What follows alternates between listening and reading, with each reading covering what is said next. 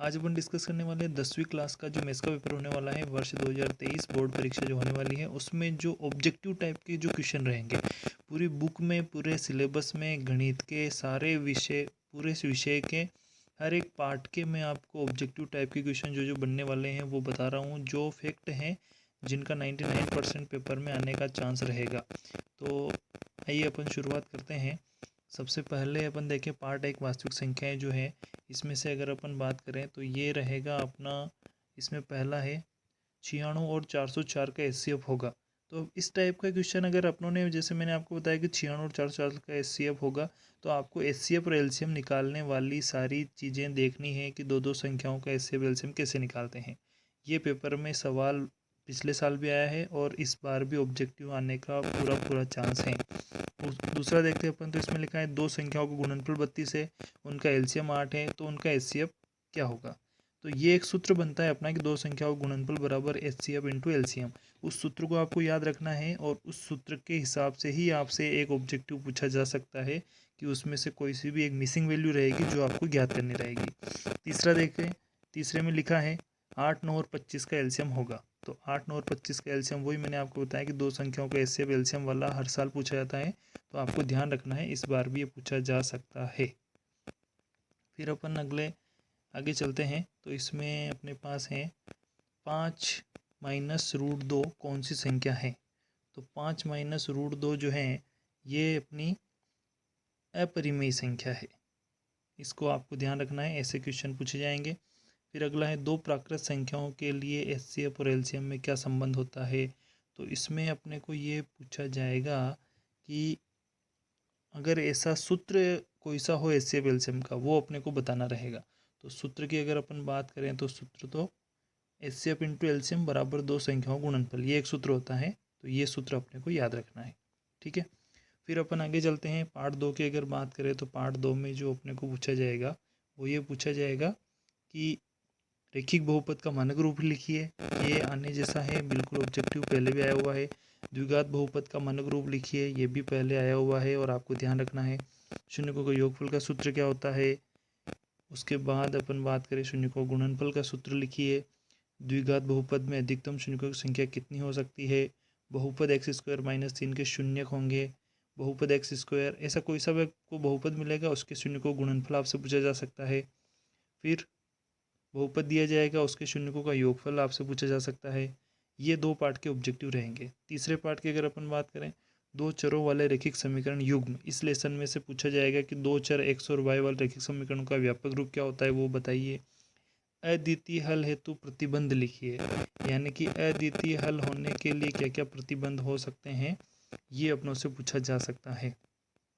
फिर अगला है अपरिमित रूप से अनेक हल के लिए सूत्र लिखिए। तो ये अनेक हल वाला है, एक अद्वितीय हल वाला है, एक कोई हल नहीं है। तो ये दो तीन कंडीशनें बनती है, ये तीनों कंडीशन मोस्ट एमपी है, आपको याद रखनी है इनको क्योंकि ज़्यादातर पूछी जाती है ये। फिर अपन आगे देखते हैं, समीकरण दे रखी है आपको x बराबर 1 दे रखा है तो y का मान क्या होगा, ऐसा क्वेश्चन भी आता है। समीकरण दे रखी है इसमें आपको x और y दे रखा है तो k का मान पूछा है, ये ऐसा भी आता है। रैखिक समीकरण y बराबर mx प्लस 3, इसमें आपको x दे रखा है y दे रखा है तो m का मान ज्ञात करो, ये ऐसे भी पूछे जाते हैं जो बहुत सी बार पूछे भी गए हैं। चौथे लेसन की बात करें अपन, वर्ग समीकरण जो अपना लेसन है इसमें वर्ग समीकरण का मानक रूप पूछा जा सकता है। वर्ग समीकरण के मूलों का योगफल, उसके मूलों का गुणनफल का सूत्र क्या होता है, वर्ग समीकरण की अधिकतम घात कितनी होती है, वर्ग समीकरण में मूलों की संख्या कितनी होती है, द्विघात सूत्र विधि जो होती है उसका सूत्र क्या होता है x बराबर। और ये भी ध्यान रखना है इसमें कि ये सूत्र किसने दिया था, श्रीधराचार्य ने सूत्र दिया था। वर्ग समीकरण के वियुक्तिकर का सूत्र लिखिए, तो ये सूत्र भी आपको ध्यान रखना है, d बराबर बी स्क्वायर माइनस 4ac जो होता है। समीकरण x माइनस 1 का होल पावर 2 बराबर 0 के हल होंगे, इसके हल कौन कौन से होंगे, यानी कि x का मान क्या आएगा वो बताना है आपको। फिर ये तीन कंडीशन दे रखी है आपको, तो इसमें मूलों की प्रकृति क्या होती है बताना है कि जब ये d बराबर माइनस 4ac अगर 0 से बड़ा है धनात्मक उत्तर आता है तो क्या होते हैं मूल वास्तविक और असमान होते हैं। फिर b स्क्वायर माइनस 4ac बराबर 0 तो इसके वास्तविक और असमान होते हैं। b square minus 4ac less than 0 यानी कि छोटा होता है, माइनस में अगर उत्तर आता है तो मूल काल्पनिक होते हैं। तो ये चीज़ें पूछी जाने जैसी है जो मतलब मोस्ट एमपी है। और अगर आपने ऑब्जेक्टिव इस साल आपका जो 75 नंबर का पेपर है उसमें आपके 30 नंबर के ऑब्जेक्टिव हैं, यानी कि अगर ऑब्जेक्टिव आप अच्छे कर लेते हैं तो आप पास तो वैसे हो रहे हो और फिर अच्छे सवाल करके आप पूरा अच्छा स्कोर कर सकते हो। मतलब 75 में से आराम से 65, 70 और 72 तक, और यहाँ तक कि 75 तक ला सकते हो आप। अगला देखो, इसमें के किस मान के लिए वर्ग समीकरण के मूल बराबर होंगे। तो मूल बराबर होने के लिए दूसरी वाली कंडीशन है जब बराबर 0 आता है, तो वो अपने को निकालना रहेगा। इसमें मूलों का योगफल, गुणनफल, ऐसे समीकरण देखिए आपसे पूछा जा सकता है। ये 4 पार्ट के रहेंगे। 5 पार्ट की अगर अपन बात करें तो 5 पार्ट में अपना रहेगा कि समांतर श्रेणी का व्यापक रूप लिखिए। तो समांतर श्रेणी का व्यापक रूप, एपी का व्यापक रूप, यानी कि इसमें अगर ए एन का सूत्र पूछे जाए तो वो आपको लिखना रहेगा। समांतर श्रेणी के एन पदों का योग का सूत्र लिखिए, योग वाला सूत्र। इसमें 30वां पद निकालना है, जैसे आपको एपी दे दी, जैसे ये आपको समांतर श्रेणी दे दी, इसका सारांतर पूछ लिया, ये समांतर श्रेणी दे दी, इसका 11वां पद पूछ लिया। ऐसे ऑब्जेक्टिव बनेंगे आप। अपन जल्दी इसमें और मैं आपको पुराने पेपर का भी पूरा वीडियो आपके लिए लेकर आऊँगा, तो उसमें आप पेपर भी देख लेना पिछले साल का कि उसमें कैसे क्वेश्चन पूछे गए हैं। उससे आपको पढ़ने में हेल्प हो जाएगी कि सवाल किस तरीके से आते हैं। जब आप भी घर पर पढ़ाई करोगे तो आपको पता रहेगा कि ये सवाल आपके आने जैसा है, तो इसको आप तैयार अच्छे से करो। 3 के प्रथम गुणज, उनका पदों का योगफल क्या होगा। यदि किसी श्रेणी के पदों की संख्या सीमित न हो तो उसको क्या कहेंगे। ये ऑब्जेक्टिव आपके 5 पार्ट में बन सकते हैं। छठे पाठ त्रिभुज की बात करते हैं तो समरूपता किसे कहते हैं और समरूप किसे कहते हैं, ये आपका बहुत मोस्ट टाइम पे इसमें आया हुआ भी है। समरूपता के नियम लिखिए हैं, इसकी कसौटियाँ लिखी, ये भी आया हुआ है। थेल्स प्रमेय का कथन, इसको आधारभूत आनुपातिक प्रमेय बोलते हैं, तो ऐसा भी आ सकता है कि आधारभूत आनुपातिक प्रमेय का कथन लिखिए। आपको ये भी ध्यान रखना है। और एक और इसका विलोम भी है, तो विलोम को भी याद रखना है आपको। ये बहुत ज़्यादा चांस है इस लेसन में पूछने का। पाइथागोरस प्रमेय का कथन लिखिए, या पाइथागोरस प्रमेय का विलोम भी पूछा जा सकता है। फिर इसमें दे रखा है 2 समरूप त्रिभुजों की भुजाओं का अनुपात 4:9 है। तो त्रिभुजों के क्षेत्रफलों का अनुपात क्या होगा। तो जब भुजाएं दी जाती है तो क्षेत्रफल इसका वर्ग बन जाता है, क्योंकि क्षेत्रफल की यूनिट क्या होती है, वर्ग इकाई। तो 4 का 16 हो जाएगा, 9 का 81 हो जाएगा, तो इसका उत्तर हो जाएगा 16:81 अनुपात रहेगा। फिर ये ऐसा क्वेश्चन भी आता है, एक थोड़ा घुमा फिरा के है। एक आदमी पूर्व की ओर 12 मीटर चलता है, फिर वह उत्तर की ओर 9 मीटर चलता है। अब वह प्रारंभिक बिंदु से कितनी दूर होगा। तो ये ऐसे क्वेश्चन भी है। और आप एक और बार सारे ये पढ़ लेना एक बार। ये प्रश्न ही है। आपको अगर किसी का इसमें उत्तर नहीं मिलता है तो आप कमेंट में लिख देना, मैं आपको उसका उत्तर भी बता दूंगा। समकोण त्रिभुज की सबसे बड़ी भुजा कौन सी होती है। तो विकर्ण, इसका जो समकोण त्रिभुज में जो कर्ण होता है वो सबसे बड़ा होता है। 2 त्रिभुजों के क्षेत्रफल का अनुपात दे रखा है 9 सेंटीमीटर 16 सेंटीमीटर। तो भुजाओं का अनुपात, तो क्षेत्रफल दे रखा है तो भुजा इसकी वर्ग निकल जाएगा। 9 का वर्गमूल अगर निकालेंगे अपन तो 3 निकल जाएगा, 16 का वर्गमूल 4 निकल जाएगा। 7 पार्ट में अपन देखें निर्देशांक ज्यामिति। यहाँ दे रखा है अपने को 2 बिंदु दे रखे हैं P और Q करके, उसका x1 y1 इसका निर्देशांक है, x2 y2 दूसरा निर्देशांक है। तो इसके बीच की दूरी का सूत्र लिखिए। 2 बिंदु दे रखे हैं तो जोड़ने वाले रेखाखंड को बिंदु अगर m1 m2 पर इस अनुपात में विभाजित करता है तो पी एक्स वाई का मान क्या होगा। ये भी सूत्र बनता है आपका सेक्शन फॉर्मूला विभाजन जो सूत्र जिसको बोलते हैं अपन। यदि रेखाखंड ए बी के सिरों के निर्देशांक दे रखे हैं आपको तो इसके मध्य बिंदु के निर्देशांक लिखिए, मूल बिंदु के निर्देशांक लिखिए। एक्स अक्ष पर स्थित बिंदु की 4 मूल बिंदु से 4 इकाई की दूरी पर स्थित एक बिंदु के निर्देशांक अपने को निर्देशांक क्या होंगे वो निकालने के लिए। फिर बिंदु 8, 6 और 0, 0 इसके बीच की दूरी बताने के लिए यदि किसी बिंदु पी के निर्देशांक एक्स वाई दे रखे हैं तो एक्स को क्या कहते हैं।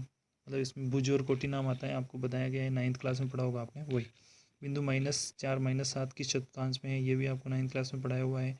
एक्स अक्ष और वाई अक्ष का प्रतिच्छेद बिंदु कहलाता है, मूल बिंदु कहलाता है ना। बिंदु 3, 4 की मूल बिंदु से दूरी, मूल बिंदु के निर्देशांक 0, 0 होते हैं तो 0, 0 से अपन इसकी दूरी निकाल सकते हैं। 8 पार्ट में आते हैं अपन, तो 8 पार्ट में आपको सूत्र सारे याद रखने हैं। इसके जो भी ऑब्जेक्टिव बनेंगे सारे सूत्र से बनेंगे, और सवाल भी आपके होंगे तो वो सूत्र से ही होंगे। और 8 पार्ट के लिए आपके सूत्रों के लिए मैं वीडियो लेकर आने वाला हूँ बहुत जल्दी, जिससे आपको सारणी और सूत्र मुँह ज़बानी याद हो जाएंगे। एक बार आप वीडियो देख लेना, बिल्कुल आपको और कुछ भी पढ़ने की, कुछ भी याद करने की ज़रूरत नहीं है। वीडियो देखते से आपको सारी चीज़ें अपने आप याद हो जाएगी। 9वां लेसन अगर देखें अपन, इसमें आपसे पूछा जाएगा यदि सूर्य का उन्नयन कोण 60 डिग्री है तब 30 मीटर लंबी छाया बनाने वाले मीनार की ऊंचाई कितनी होगी। तो ये एक त्रिभुज का सवाल है जिसमें 60 डिग्री उन्नयन कोण दे रखा है, 30 मीटर वो लंबी है। तो इसको अपन आधार वाले सूत्र से लेकर टेन थीटा से निकाल सकते हैं। दूसरा, यदि एक सीधे खंभे की छाया की लंबाई और खंभे की ऊंचाई की √3 गुना है तो सूर्य का उन्नयन कोण, ये भी पूछा जाता है। सूर्य का उन्नयन कोण जब किसी सीधे खड़े स्तंभ की छाया और ऊंचाई बराबर हो तो कितना होगा। तो ये 45 डिग्री होता है। दृष्टि रेखा किसे कहते हैं। और इसमें आप उन्नयन कोण, उन्वमन कोण की परिभाषा भी याद रखना, ये भी पूछा जाता है। 10वें पार्ट की अगर अपन बात करें तो इसमें है आपका वृत्त के 2 बिंदुओं पर प्रतिच्छेद करने वाली रेखा को क्या कहते हैं। दूसरा है वह रेखा जो वृत्त को एक बिंदु पर प्रतिच्छेद करती है उसको क्या कहेंगे। वृत्त के बाह्य बिंदु से वृत्त पर कितनी स्पर्शरेखाएं खींची जा सकती है। वृत्त के किसी बिंदु से गुजर जाने वाली स्पर्शरेखा और त्रिज्या के बीच कौन कौन सा होता है, तो समकोण होता है। पांचवा, यदि टीपी टीक्यू और केंद्र ओ वाले एक वृत्त के 2 स्पर्शरेखाएं हैं तो पी ओ क्यू 110 डिग्री है तो कोण पी टी क्यू बराबर होगा। तो ये चित्र बना के आपको समझना रहेगा, तो इसको भी आप कर सकते हो। यदि एक बिंदु P से O केंद्र वाले किसी वृत्त पर पी ए पी बी स्पर्शरेखाएं परस्पर 80 डिग्री कोण पर झुकी हुई हो तो पी ओ ए बराबर होगा। ये भी आपको चित्र बनाकर करना है, जिसका आपका चित्र बन जाएगा तो आपको समझ में आ जाएगा ये। और कमेंट में आप लिख देना अगर आपको कोई सा लेसन का कोई सा भी अगर ऑब्जेक्टिव समझ में नहीं आ रहा है तो उसका नंबर डाल देना और लेसन का नाम लिख के कमेंट कर देना, मैं आपको आंसर कमेंट में बता दूंगा। वृत्तों के संबंधित क्षेत्रफल, तो ये 12वां पार्ट जो है आपका, क्योंकि 11वां लेसन आपका कट गया, इस सिलेबस में है नहीं इस साल, तो 12वां लेसन की बात करें अपन। यदि किसी वृत्त का क्षेत्रफल 154 सेंटीमीटर स्क्वायर है तो उसकी त्रिज्या क्या होगी। आर का मान इसमें निकालना है आपको। त्रिज्या आर वाले वृत्त के उस त्रिज्यखंड का क्षेत्रफल कितना होगा जिसका कोण पी दे रखा है आपको, तो इसका आपको त्रिज्यखंड का क्षेत्रफल का सूत्र लिखना है। एक वृत्त की परिधि और व्यास का अनुपात, तो ये आपको सूत्र से निकालना है। परिधि 2πr होती है, व्यास 2r होता है, तो ये दोनों का अनुपात लेकर फिर आपको निकालना है। पाई एक संख्या है तो पाई का परिमेय संख्या है। फिर अगला है, यदि एक वृत्त का परिमाप और क्षेत्रफल संख्यात्मक रूप में बराबर हो तो उसकी त्रिज्या कितनी होगी। तो आप अंदाज से कुछ भी बराबर लेकर दोनों के सूत्र लिखकर उसको हल करके निकाल सकते हैं। एक अर्धवृत्त का परिमाप 36 सेंटीमीटर तो उसका व्यास कितना होगा। तो परिमाप से आपको व्यास निकालना है। वृत्त के चाप द्वारा केंद्र पर बने कोण तो उसकी त्रिज्या में संबंध क्या होता है। तो ये तीनों का नाम अगर एक सूत्र बनता है वो सूत्र इसका उत्तर हो जाएगा। वृत्त की त्रिज्या 7 सेंटीमीटर तक क्षेत्रफल निकालो, ये छोटा सवाल पूछा जा सकता है ऑब्जेक्टिव में। 13वें लेसन की बात करें, पृष्ठीय क्षेत्रफल आयतन, तो इसमें आपके जो भी टॉपिक है सारे आपको सूत्र याद रखने हैं। इसमें घन हो गया, आपका घनाभ हो गया, बेलन हो गया, शंकु हो गया, गोला हो गया और अर्धगोला हो गया। ये सारे टॉपिक के सारे सूत्र आपको याद रखने हैं, सूत्र ही पूछे जाएंगे। एक चीज़ केवल आप देख लो 7वें में कि आयतन का जो एक कंडीशन होती है, जैसे क्षेत्रफल में वर्ग होता है ऐसे आयतन में क्यूब होता है। तो 64 27 दे रखा है तो क्षेत्रफल पूछा है, तो पहले 64 27 का अपन अगर भुजा निकालेंगे उनकी, तो 64 किसका क्यूब होता है 4 का, तो 4 आ जाएगा, और 27 क्यूब होता है 3 का, तो 3 आ जाएगा। 4 और 3 अपनी भुजा का अनुपात आ गया। फिर अपन इसका क्षेत्रफल निकालना है तो 4 और 3 का अपन स्क्वायर कर देंगे। 4 का हो जाएगा 16, 3 का हो जाएगा 9। ऐसा सवाल पूछा जाता है घूमा फिरा के, बहुत सारे बच्चों को आता नहीं है, तो ये आप ध्यान रखना है इसमें। गोले का पृष्ठीय क्षेत्रफल का सूत्र, तो ये सारे सूत्र आपको अच्छे से याद रखने हैं क्योंकि सूत्रों का ही पूछा जाएगा इसमें। 14 पार्ट में आते हैं अपन। 14 पार्ट में आपकी जो टॉपिक है, जैसे माध्य है आपका, तो माध्य की 3 विधियाँ, प्रत्यक्ष विधि है, कल्पित माध्य विधि है, पद विचलन विधि है। इसके सूत्र आपको 3 याद रखने हैं। बहुलक और माध्यक का जो सूत्र है वो ध्यान रखना है। बहुलक के लिए सिंपल सी बात ध्यान रखना है कि सबसे अधिक बारंबारता वाला बहुलक कहलाता है। माध्यक और माध्य, इसमें दोनों में थोड़ा फर्क है, आप ध्यान रखना है, इसको कन्फ्यूज मत हो जाना इसमें। और संख्याओं का समांतर माध्य आपसे पूछा है तो समांतर माध्य का सिंपल सूत्र होता है कि सभी संख्याओं का योग बटे सभी प्रेक्षणों की संख्या, उनको जोड़ के जितनी संख्या उसका भाग देके आप समांतर माध्य निकाल सकते हैं। बहुलक पूछा है तो सबसे जो ज़्यादा बार रिपीट हो रहा है वो बहुलक है। माध्य माध्यक बहुलक में संबंध, इन तीनों का एक संबंध का सूत्र बनता है, ये आपको याद रखना है। लास्ट लेसन आपका प्रायिकता, इसकी बात करें तो घटना ई की प्रायिकता प्लस घटना ई नहीं की प्रायिकता बराबर क्या होगी। तो खाली स्थान है 1 होगा इसमें। किसी प्रेक्षण की सभी प्रारंभिक घटनाओं की प्रायिकता का योग कितना होता है, तो ये 1 होता है। पासे को एक बार फेंकने पर एक सम संख्या प्राप्त होने की प्रायिकता क्या होगी, तो ये सम संख्या है, उसमें क्या हो जाएगी 2 4 6 3, कुल कंडीशन हो जाएगी 6, तो 1/2 3 6 3, 1/3 इसका आंसर हो जाएगा। निश्चित पासे की प्रायिकता क्या होगी, तो निश्चित अगर कोई घटना है तो उसकी प्रायिकता कितनी होगी 1 होगी। एक थैले में 5 लाल 4 सफ़ेद गेंदे हैं तो लाल गेंद होने की प्रायिकता क्या होगी, तो 5/9 हो जाएगी। असंभव घटना की प्रायिकता 0 होगी। ताश के 52 पत्तों में सिक्का निकालने की प्रायिकता, तो इक्के कितने होते हैं उसमें 4 इक्के होते हैं, तो 4 में से अपन अनुकूल में ले लेंगे 4, कुल में ले लेंगे 52, 4/52 यानी 1/13 इसका आंसर हो जाएगा।